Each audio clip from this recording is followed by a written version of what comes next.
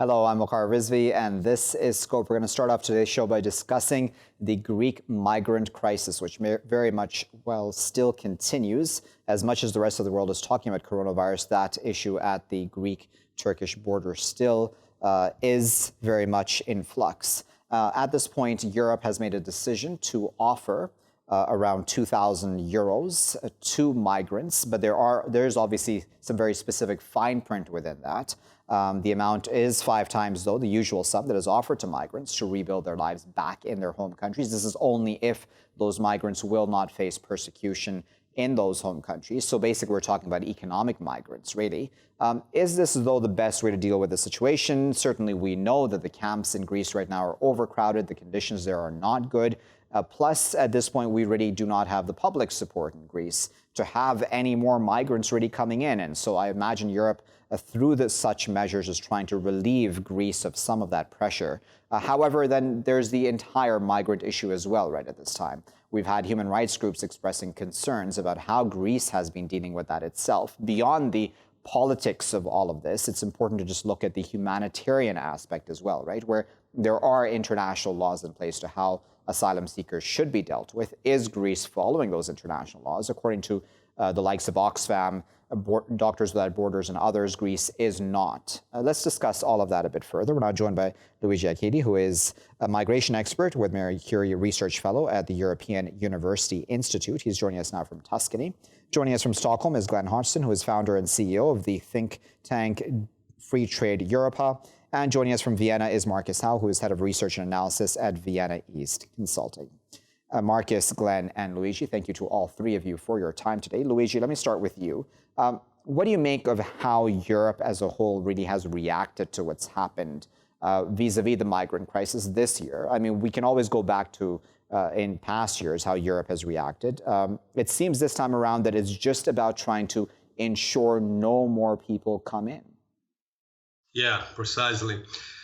So basically, the EU reaction to, this new proposal from the EU to give 2,000 years to migrants in order to encourage voluntary return.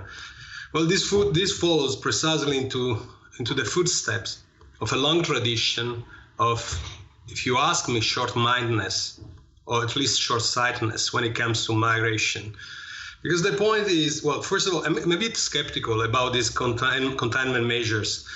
Well, first of all, the measure itself about giving money to a very negligible number of migrants, because it would be 5,000 migrants in order to send them back.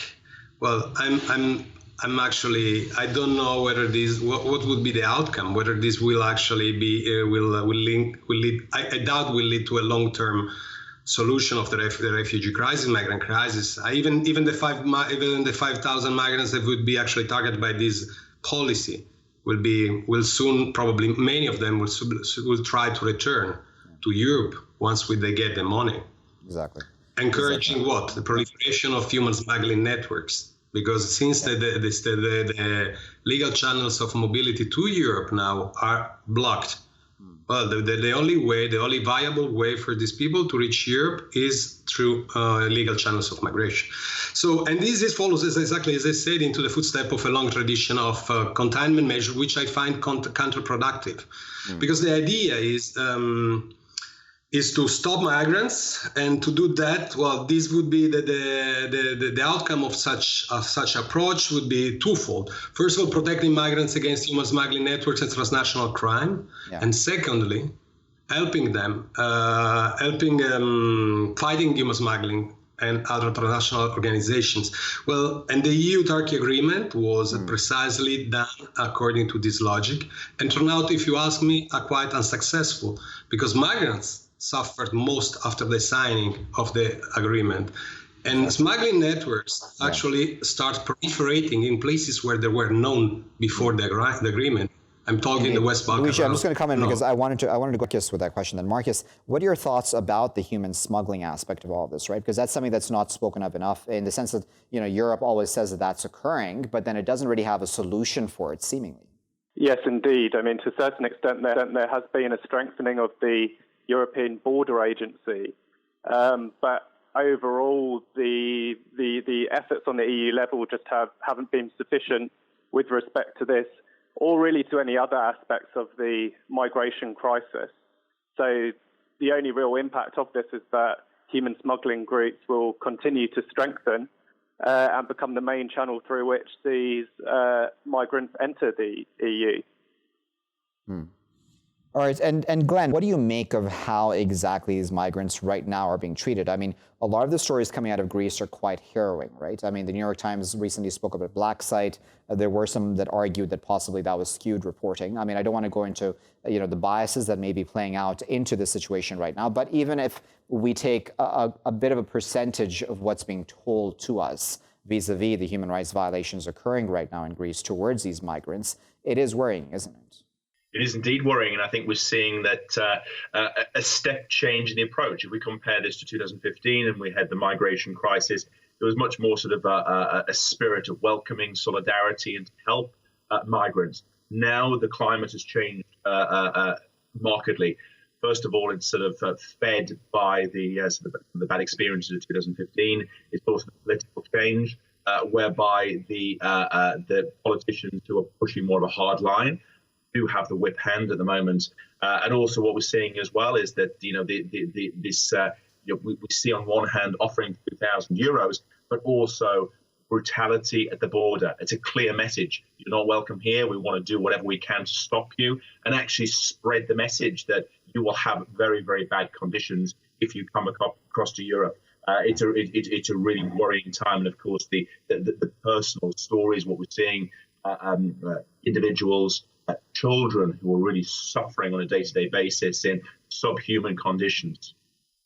Exactly. So, Luigi, do you think it became acceptable to Europe that it's okay to treat asylum seekers in this fashion? Because, I mean, at some level, even Ursula von der Leyen, I mean, her statements really have come out and said, listen, okay, we're going to support Greece. Greece is our border, i.e. the bloc's border as well. So we're going to support it. I believe they've given €700 million earlier on.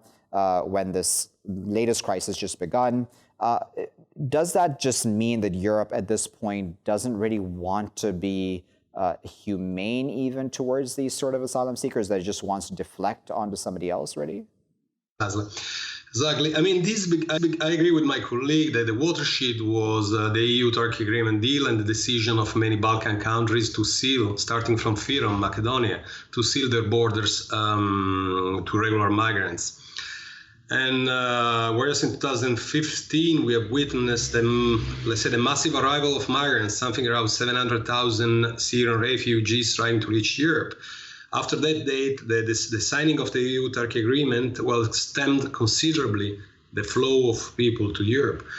As I said, I'm a bit skeptical about the outcome, about the result of whether the intended goals of this policy have been accomplished. And Marcus, at this point, considering Europe has made this decision at this time that it wants to block anybody essentially coming in at this point in time, do you think that that's even going to be possible for Europe to be able to do, considering the international community really is watching at this time? And B, what would be a policy to actually achieve that, a more reasonable policy possibly? Well, I mean, sort of what is reasonable is a subjective question, but I think that at the current time, the only really option that the EU has is to renew and possibly even expand its agreement with Turkey, which will cost more money, and of course, a big consequence of that is that Turkish President Erdogan will be able to essentially hold the EU over a barrel on whatever he likes. But if this is the stance that the EU wants to take, then that's its only option. And the fact of the matter is that as a result of the EU-Turkey agreement, the flow of migrants from Syria through Turkey and elsewhere is slow to pretty much a crawl after 2016, 2017. Yeah. Okay, so let me go back to Luigi. Luigi, what I'm trying to get at is this, because when we talk about migrants and asylum seekers, we always talk about it almost like a vacuum, right? Where we're not looking at the root causes of why these people are showing up at Europe's doors to begin with. So if we're talking about Syrians, for example, they've been within a warlike situation for many years now. Why doesn't Europe deal with that situation wholeheartedly, in a very stringent, strong fashion, immediately asking for a political solution, etc.? And secondly, Europe still is selling arms around the world, and we can name any number of countries, but Europe is selling arms around the world. So it's sort of like cause and effect to an extent, isn't it? Yeah, no, I agree with you. And to get back to your question before, I think the solution would be right now to reform the Dublin regulation. Dublin regulation is basically is to agree on a set number of relocation quotas for each EU country. As a matter of fact, the Dublin regulation has failed to sustain the weight of the new arrivals of migrants.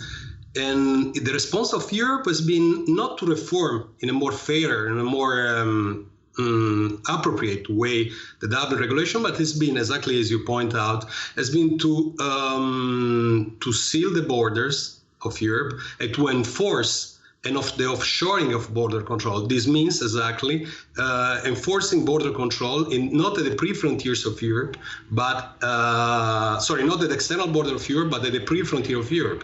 So migrants are forbidden, are prevented to come to Europe. And the reason why, and the way this is done is actually very detrimental, because we depend on third countries that they may trade off migrants. They may use, as we have seen with Turkey, for example, or Libya before with Gaddafi, they may use migrants as a sort of weapon against Europe. If you don't do what we want, we open the borders. And so I think the first step forward would be the reform of the Dublin regulation. The way Europe has done, the reason why Europe has not done that, it's because the reforming the Dublin regulation is actually at short term, maybe for some countries, for some government in some countries, like Italy, for example, maybe a political suicide. Because this means open the borders to migrants, and migrants in the current situation, they are actually perceived as a threat more than as an asset. Okay, so Glen, what are your that question I put to Luigi as well about this arms trade, right? Because to me, it just seems like cause and effect, where if you're selling arms, they're going to be used by XYZ country. I don't want to get into those specific countries, but this seems like Europe can't both be making money off this and not at the same time deal with the consequences? This is the reality, one of the underlying issues behind this, most definitely, Waqar.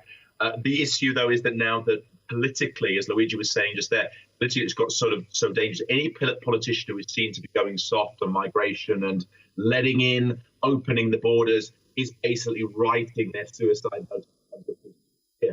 Even here in Sweden, which is a very sort of open, liberal and welcoming country before, now the political movement changed completely, and basically all parties and politicians are saying, look, we don't want to do this. We've seen now a few EU member states who said we'll take in unaccompanied minors. A lot of states are even sort of stopping short of doing that. So even standing up for sort of the rights and responsibilities, what they should be doing, cause and effect, as you say, Waqar, I just don't think it's going to register. What we're going to see is this entry signs being taken away, and I think sort of hiding behind the cover of the coronavirus as well. Shutting borders and not letting anyone in will be used as a subtext for expanding this approach as well. Okay, so then Marcus, in this case where Europe completely shuts itself off to asylum seekers or seeks to do that, this will have huge humanitarian consequences, won't it? How will Europe then deal with that fallout, do you think?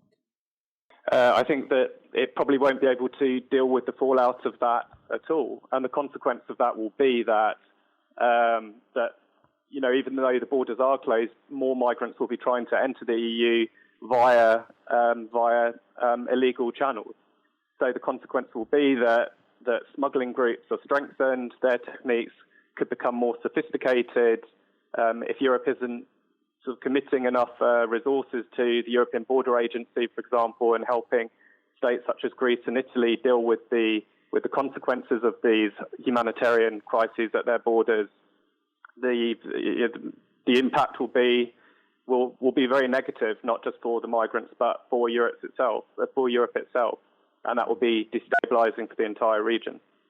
And do you think, Marcus, that Europe should get involved in, for example, bringing peace, for example, to places like Syria, where wouldn't that be a lot more worthy effort, really, and valuable effort towards even solving the migrant crisis at some level? Well, there's certainly an argument for that, but the problem is that the foreign policy of the EU just doesn't really have very much credibility. The Italian government, for example, tried to mediate in the Libyan crisis, but has effectively been sidelined by bigger players such as Turkey and Russia. And that's a pretty bad situation to be in for the EU, that, despite the fact that it's home to half a billion people, it's still being sidelined by economies that are, much smaller than it. And it just doesn't have the credibility to really affect much change. I mean, it can certainly try and address the root causes of these conflicts, and the point you make about arms sales is a very good one, but the political will just does not exist in sufficient volume to really make that much of a structural difference. Okay, so then Luigi, how do you assess whether or not foreign policies within the EU can be changed at this point in time? Is it, as everybody else has agreed, really, that no one has a political will at this time to be able to touch that, really, be it Syria or otherwise? Yeah, exactly. I mean, I see any change in politics, in foreign politics right now in Europe, actually quite a challenge, precisely because Europeans are scared by the current economic crisis, by the coronavirus. The idea that migrants that migrants perceive as a threat, a new threat, may come into Europe and to destabilize further Europe is actually not playing in the favor of open-minded or policy vis-a-vis migration. Let's say, we are not prone right now. The time is not ripe for opening the borders, unfortunately, even though I think that would be actually the best way to go to both fight transnational crime and to guarantee the safety of migrants itself. Okay, let me get a final word from Glen before the three of you go. Glen, you work, with trade very closely, of course, within Europe. But I wonder, the argument is always made that migrants/asylum seekers are bad for the economy, for the European economy, puts pressure on them. But many arguments come out that no, actually, in the long term or even the medium term, migrants give a lot back to their respective economies of whatever or whoever their host country is. What are your thoughts on that? Most definitely. And I think that now more than ever, despite sort of the political situation, what's going on, the economic reality is that we need trade, we need people, we need high-skilled workers, and we also need just workers generally. We have sort of the aging population. And I think that, that we've got this sort of situation whereby we're limiting our own growth. We need people, we need high-skilled workers, we need people in specific sectors, and that's across the European Union. People who can work hard, who have abilities, and actually the desire to move forward. And all the studies, all the statistics actually back this up. That economic migrants are good for Europe and basically to bring benefits, both in terms of sort of the economic, but also the political and the social further down the line as well. So these limitations are only going to hurt the European Union. Very well. We'll leave it there at that, but we appreciate Lee, Glen, and Marcus for their time today, and of course for putting this all into context for us. As this crisis, as I said, at the Greek-Turkish border continues right now, where Greece is, at this point in time at least, enacting laws and measures which all human rights groups essentially across the board are condemning. Even the EU, at some level, is accepting the fact that Greece does need to allow for asylum processes as seen and as outlined within international law to take place. Because as you remember, Greece has announced a 1-month pause on accepting any asylum at all. And that even the EU accepts is probably wrong and against international laws. However, the Greeks are being gung-ho about this right now and being strong, saying that we're just not going to take anybody in at all. Are the New York Times articles and revelations about black sites correct or not? I mean, that's up for debate, certainly. And there's a lot of politics within all of this. But nevertheless, these are human beings who are actually being affected by all of the above politics? What of Europe's arms trade? What of Europe, taking a hands-off approach to what's happening in Syria and other places in the world where persecution, war, etc. does exist? Why doesn't Europe go after those situations and resolve them so that there isn't then this need for people to go out searching for safer places to live, such as Europe? Europe can't both be making money off war and at the same time denying those people who then come out searching for safety after war entry into its territories looking for safety. I'll leave it there for now. I'll be back with the next segment after this break.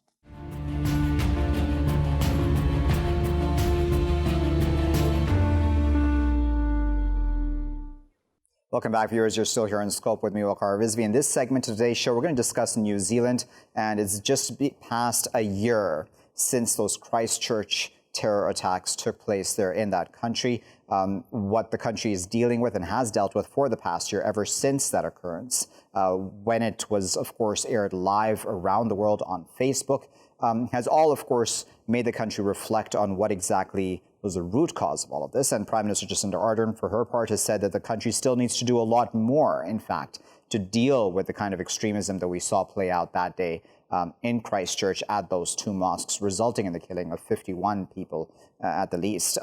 So in this segment, we want to discuss, of course, how New Zealand reflects on that and exactly what more work needs to be done, in fact, as the Prime Minister is saying, to be able to deal with this sort of extremism at this time. To discuss this further, we're joined by Leon Goldsmith, who is Senior Lecturer of Politics at the University of Otago in New Zealand. He's joining us now from Dunedin. Joining us from Hamilton, New Zealand is Anjum Rahman, who is a media spokesperson for the Islamic Women's Council of New Zealand. And also joining us from Dunedin is Daniel Fridberg, who is a scholar, practitioner, and consultant to NGOs and projects promoting dialogue and peace building. Daniel, Anjum, and Leon, thank you to all three of you for your time today. Daniel, let me start with you. How do you reflect at this anniversary of the Christchurch terror attacks and the Prime Minister admitting that a lot more work needs to be done? I, of course, don't speak on behalf of anyone, but I can share some of my impressions. Sure. On the community level, actually, quite a lot of work is being done. The Minister of Minorities is traveling and has been traveling New Zealand for the past year, meeting with local communities, meeting with us here in Dunedin, as well as other communities. And it does feel that on the ground, grassroots level, some lessons have been learned. However, it's not exactly clear what changes have been really being made on the higher level in governance. We as citizens, residents living in New Zealand don't feel necessarily a change of policy, except, of course, of the change of legislation about automatic guns ownership that followed quite immediately after the massacres. But after that, things kind of slow down, from my point of view at least, and we don't see many drivers on the policy level anymore. Leon, I wonder what your thoughts are. As Daniel there said, the most obvious thing that we saw change since Christchurch was gun laws in the country. What else do you think has changed? Well, of course, there's been the Christchurch call, which has been Jacinda Ardern's big global push for online controls and crisis controls for these types of things. And also we have the trial coming up of the terrorist in June. But I agree with Daniel to an extent that I think that there has been, the Prime Minister refers to a kind of a sea change in New Zealand society, and it should be a historical juncture for New Zealand. But in terms of tangible changes, it's still difficult to see. For example, when I arrived back in the country myself after a long time this year, and I was expecting to see major shifts in terms of resources being put into, for example, a Centre for Middle Eastern and Islamic Studies or something along those lines. But that has yet to happen. Also, things like having Arabic language capacity so that we can actually raise awareness and these types of things, it's not happening at the policy level and also at the institutional level. Anjum, what are your thoughts on this? Because recently, too, there was a threat, wasn't there, towards one of the mosques? A 19-year-old man, I believe, has been arrested for a threat he made against the Al Noor Mosque, one of the very mosques that was, in fact, attacked last year. Does that mean that the threat very much still exists? And what needs to then be done to deal with it? Yes, so we still do have some organised right-wing extremist activity. I'm aware that the police and the intelligence services are monitoring some of that. But in terms of the wider community, yes, the Office of Ethnic Communities has been going around the country, but they haven't actually implemented any programs that I'm aware of in this space. They have, however, increased funding for communities, which is really good so that communities can develop programs. But the problem is that Islamophobia and the alt-right narrative is coming from the wider community, and those lower levels of vilification, demonization, dehumanization of our community is not coming from us. So really government needs to be tackling that wider problem and the source of where it's coming from. I myself am on the Christchurch Call Advisory Network and have been heavily involved. And the work there is good, but it's dealing with really the very extreme end, such as those videos that were shared or, specific threats. I think there's still a lot more work to be done around hate speech and so on to really start dealing with the kind of dehumanization that occurs in the online space, but also in the offline space where we're seeing a lot of verbal and physical abuse incidents happening still.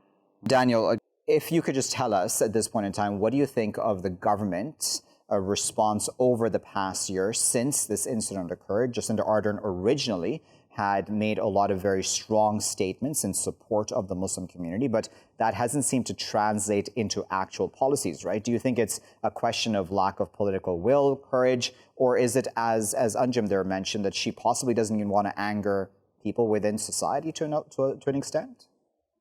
Well, I certainly think that Jacinda's heart is in the right place. I don't think it's a matter of will, and I don't believe it's a matter of political courage either.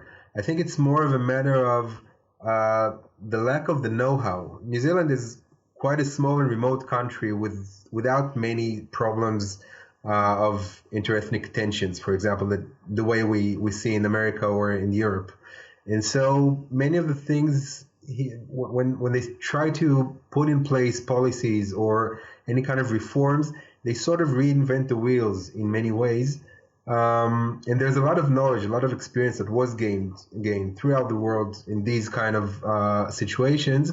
But it seems that the New Zealand government, I'm not sure if it's Jacinda herself or her cabinet, they kind of let the grassroots level lead with support and funding, and there are fundings available for community-based projects and initiatives, but there is no driver, the way I see it, from the government level. There is no overall national movement to incorporate peace education curriculums in all levels of the educational system, which you would say will be the first step to take after such a horrific attack that we experienced last year. So this is not the kind of thinking that I feel the cabinet is engaging in. Rather, they sort of leave the people or the communities to take the lead with offering them some support. But definitely, it's not proving very effective so far, I would say. Leon, I wonder if you're with that, because if this is the case, then it sort of shows a lack of leadership, doesn't it? I think Daniel's correct. I think that the Ardern government's approach has been, well intended, but this is something that New Zealand doesn't have a lot of experience with, and I agree that we do need to put in place more instruments and tools to be able to get more awareness across the board. But I think it's a shame. Tomorrow was supposed to be the first commemoration in Christchurch, and because this has been cancelled due to the coronavirus, it would have been an interesting litmus test just to see 1 year on what really has been the impact in terms of really absorbing what happened this time last year. And we're not going to get that because, of course, the event has been cancelled. So that's a shame. But, of course, you can understand why. Yeah, of course. No, that's understandable, definitely in this context. Anjum, tell us then, if we're talking about the grassroots, do you believe that the grassroots movements, be it the organization that you're a part of there in New Zealand and or others, can really fill the vacuum? Because it's hard, right? I mean, that's a very tall order for grassroots movements to fill the vacuum that would be left behind, where a government really should be leading this. Yeah, so the government is doing something. So, for example, they've had a full review of the public service, and the public service legislation bill is currently going through the process of submissions. They did put 43 million into training teachers around racism, and the police are currently working on recording hate crimes, which was a real gap here, that hate crimes were not recorded, and so the data isn't there. But yeah, so in terms of community initiatives, one piece of work that I'm doing is called the Inclusive Aotearoa Collective, where we're developing a national strategy on belonging and inclusion, and that is being done with the community sector. So we're actually travelling to about 60 towns and cities in New Zealand and talking to different groups of people with very different experiences of how they feel they belong in New Zealand and what might need to change.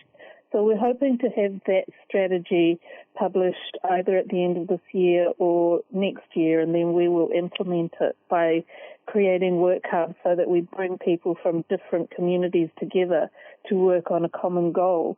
And for me, that is really the kind of grassroots movement that we need, that we can start putting aside some of our differences, focus on a common issue, and work to achieve some success in that. Having said that, the government also needs to be doing that work, and I've been very clear with many public servants that we believe the government needs to develop a national strategy for belonging and inclusion for civil servants, and the way that they conduct their affairs. It certainly hasn't seemed to be a priority at the moment, and I think very much it's needed. And how have they responded to when you brought that up with them, Anjum?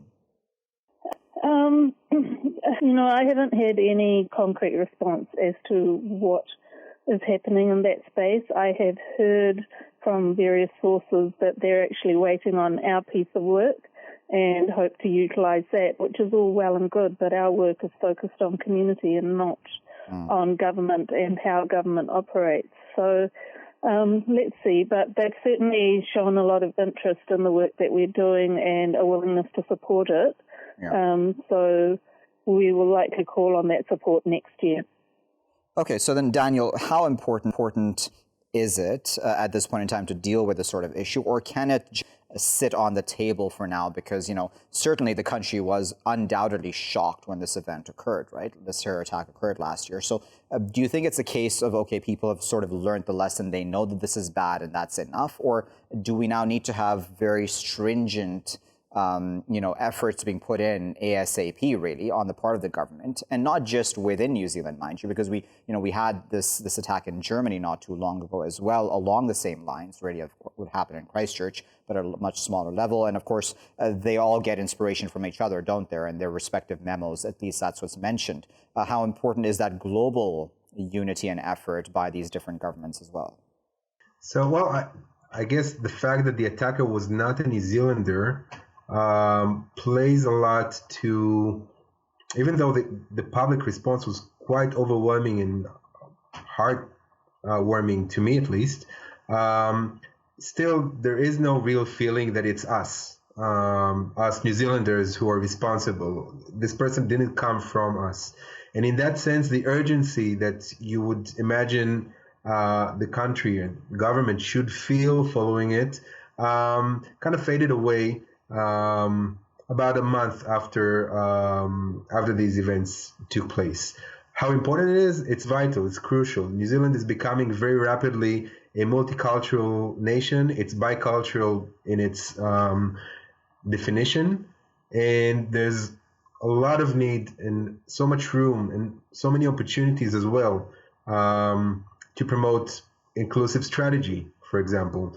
Like my colleague just mentioned. There's a lot of room, there's a lot of people who are waiting for leadership from the government.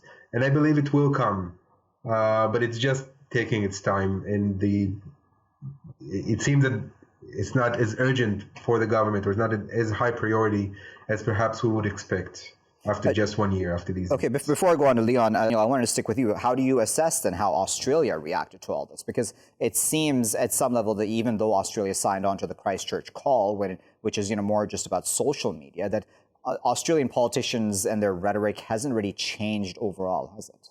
No, it hasn't. And we need to understand that these kind of attacks or actions or even public expressions, they sit on a much deeper platform that's built over generations. It's not just some lunatic who takes a gun and goes to massacre people.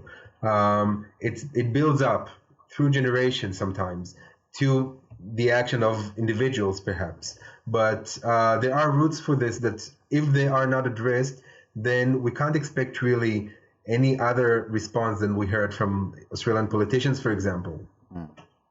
Okay, so Leon, tell us what your thoughts are about how Australia reacted to all this. I mean, it seemed a lot more muted, certainly, than New Zealand, which is expected to an extent, right? Because New Zealand was the venue of this terror attack. However, this was an Australian who carried out this attack. It doesn't seem, at least in my reading, that Australia has taken responsibility for this.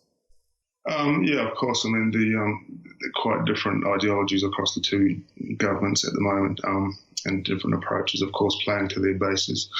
But I think it would be unwise for New Zealanders to sort of take some kind of relaxation from the fact that this was not one of us that did this. I think this potential for this kind of thing does exist in New Zealand, and I think that we have to be honest with ourselves about this and address the hidden biases which exist in society. Sometimes it's easier to see those open prejudices, but it's those blind spots that exist within people's thinking, and we don't have a lot of familiarity with the Islamic world here in New Zealand, and some people are afraid and don't really know what to do, and they may be drawn to this kind of movement, whether they're alienated in various ways in those dark corners of the internet.